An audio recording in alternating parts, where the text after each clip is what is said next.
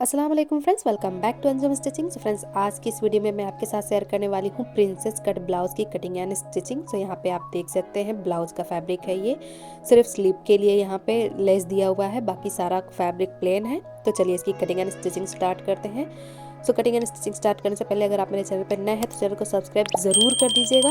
तो यहाँ पे देखिए मैंने पीस वाला अस्तर लिया है, उसको इस तरह से डबल फोल्ड में बिछाया है। उसके बाद लंबाई का निशान लगा रही हूँ और सारे मेजरमेंट आपको स्क्रीन पर मिल जाएंगे। सेम इसी मेजरमेंट से मैं निशान लगाने वाली हूँ। तो सबसे पहले मैंने शोल्डर का निशान लगाया है। शोल्डर के लिए मैं यहाँ पे रख रही हूँ 5 इंच, क्योंकि हम बड़ा गला बनाने वाले हैं, इसके लिए मैंने 5 इंच रखा है। उसके बाद मैं आर्म होल का निशान लगाऊंगी, तो आर्म होल मैंने 5.5 इंच पे लगाया है। उसके बाद अब मैं फिटिंग का निशान लगाऊंगी, तो फिटिंग हम यहाँ पे रखेंगे 8.5 इंच। अपनी फिटिंग का चौथाई भाग हमें निकाल लेना है, यानी जितना भी हमारा फिटिंग हो उसमें 4 से भाग दे देना है। जो आएगा वो हमारे फिटिंग का निशान हो जाएगा और एक्स्ट्रा हमें 2 इंच 1.5 इंच अपने हिसाब से रख लेना है।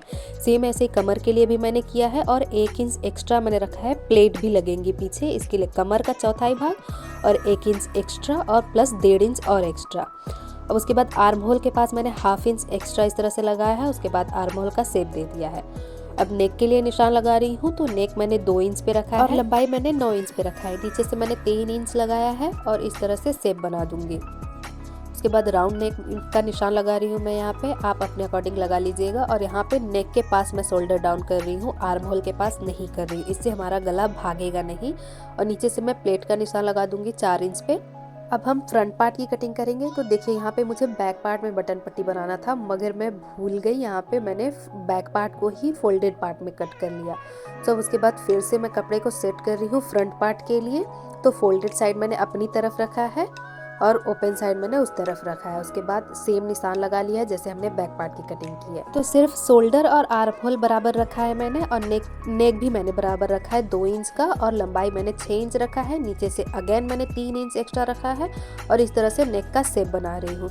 नेक आप अपने अकॉर्डिंग रख लीजिएगा, मैंने पहले ही बताया फ्रंट और बैक। अब उसके बाद फिटिंग का निशान लगाएंगे। तो फ्रंट पार्ट हम प्रिंसेस कट में बनाएंगे, तो इसके लिए फिटिंग मैंने 9 इंच पे रखा है। बैक पार्ट का हमने 8.5 इंच पे रखा था, मगर मैंने फ्रंट पार्ट में 9 इंच रखा है और अलग से मैंने 2.5 इंच एक्स्ट्रा रखा है। बैक पार्ट में हमें थोड़ा एक्स्ट्रा रखना होगा क्योंकि आगे प्लेट्स बनेंगी। और नीचे से भी सेम मैंने ऐसे ही किया है, 1 इंच हमने एक्स्ट्रा रखा है प्लेट के लिए और 2.5 इंच एक्स्ट्रा रखा है हमने और एक्स्ट्रा प्रिंसेस प्लेट के लिए।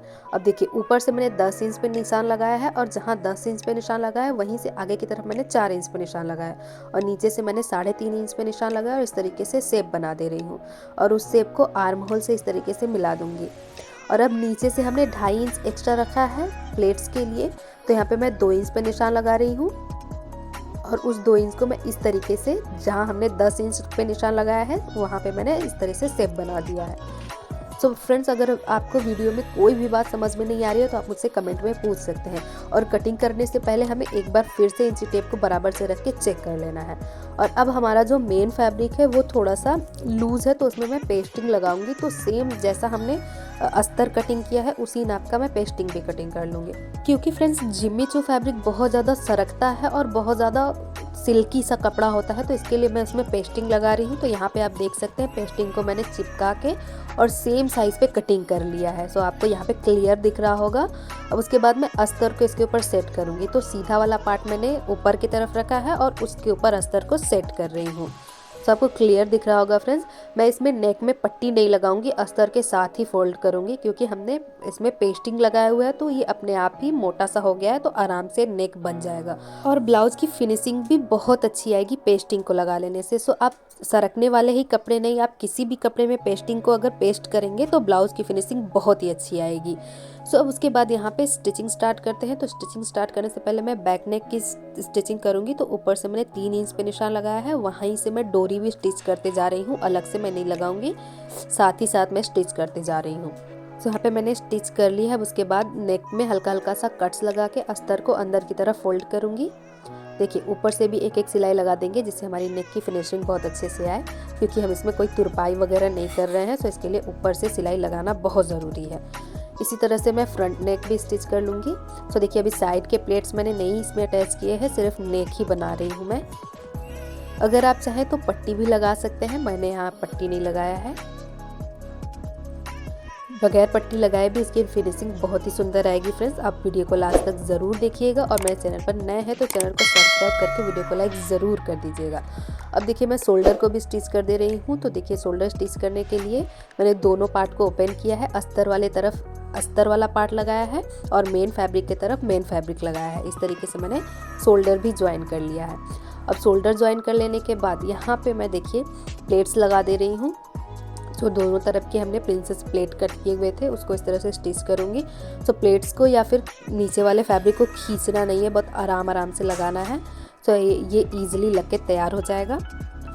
इसी तरह से मैंने दोनों प्लेट्स ज्वाइन कर लिए हैं, शोल्डर भी ज्वाइन कर लिए। सो अब उसके बाद हमने जो प्लेट्स लगाए हैं उसको अच्छे से प्रेस कर लेंगे ताकि फिनिशिंग अच्छे से आ जाए। तो मैंने यहाँ पे पिलो कप लिया है, उसको इसके अंदर रख के अच्छे से प्रेस कर रही हूँ।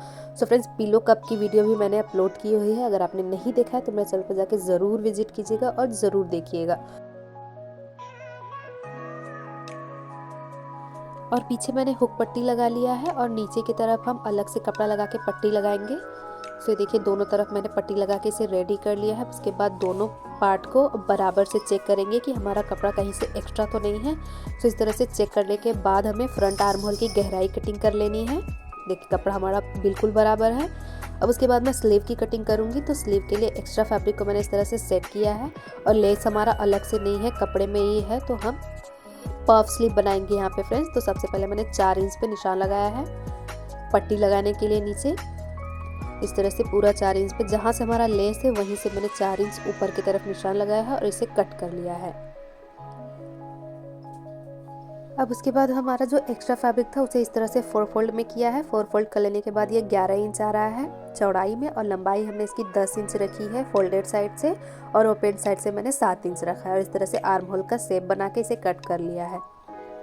सो फ्रेंड्स, यहाँ पे हम चुन्नट लगाएंगे सेंटर में। अगर आपका फैब्रिक चुन्नट लगाने के बाद कम हो रहा है स्लीव का तो साइड में आप एक्स्ट्रा तिरछा फैब्रिक भी अटैच कर सकते हैं। सो अब इसके बाद स्लीव की स्टिचिंग कर रही हूँ। तो एक तरफ से मैंने 5 इंच छोड़ के उसके बाद इस तरह से ऊपर की तरफ प्लेट लगाना शुरू किया है। सो आप पफ स्लीव के अलावा अलग से कोई भी स्लीव, नॉर्मल स्लीव भी रख सकते हैं।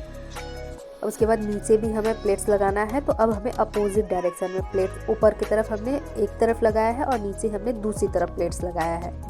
पर ऊपर और नीचे हमने सेंटर में ही प्लेट्स लगाया है। उसके बाद इस तरह से मेजरमेंट ले लेंगे, बराबर आना चाहिए। अब उसके बाद मैं जो हमने 4 इंच पट्टी कट की थी उसे स्टिच कर रही हूँ। तो अस्तर वाले पार्ट की भी मैंने 4 इंच पे पट्टी कट कर लिया है। अब उसके बाद नीचे हमारा लेस है तो इसके लिए देखिए कपड़े को मैंने सीधा बिछाया है और इस तरह से रख के स्टिच कर रही हूँ।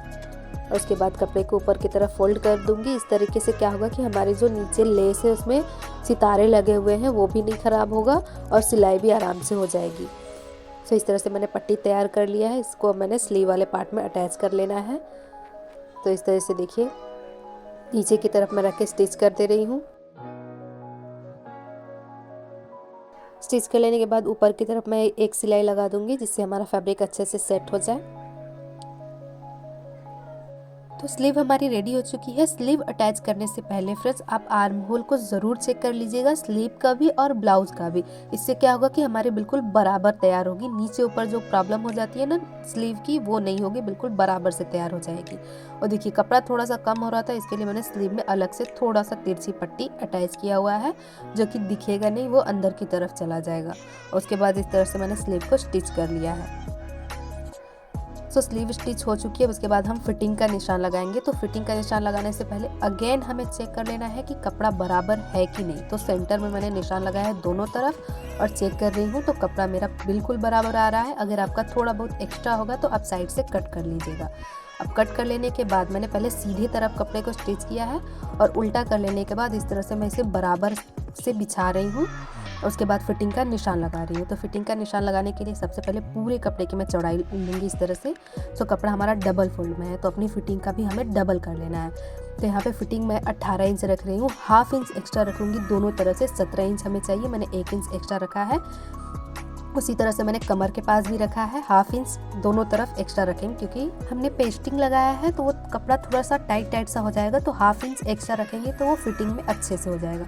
स्लीव पर भी निशान लगा के इसे स्टिच कर लेंगे। सो ये रहा हमारे ब्लाउज़ का फाइनल लुक। डोरी मैंने इस तरह से तैयार की है, उसमें ढेर सारा टजल्स लगाया है। टजल्स आप अपने अकॉर्डिंग, अपने डिज़ाइन के अकॉर्डिंग लगा सकते हैं और नेक पर आप चाहें तो लेस वगैरह भी लगा सकते हैं, ये आपकी मर्जी है। मैंने बिल्कुल सिंपल सा ब्लाउज़ तैयार किया है। आपको कैसा लगा कमेंट करके ज़रूर बताइएगा, और अगर आप मेरे चैनल पर नए हैं तो चैनल को सब्सक्राइब ज़रूर कर दीजिएगा। मिलते हैं अगले वीडियो में, तब तक के लिए खुदा हाफिज़।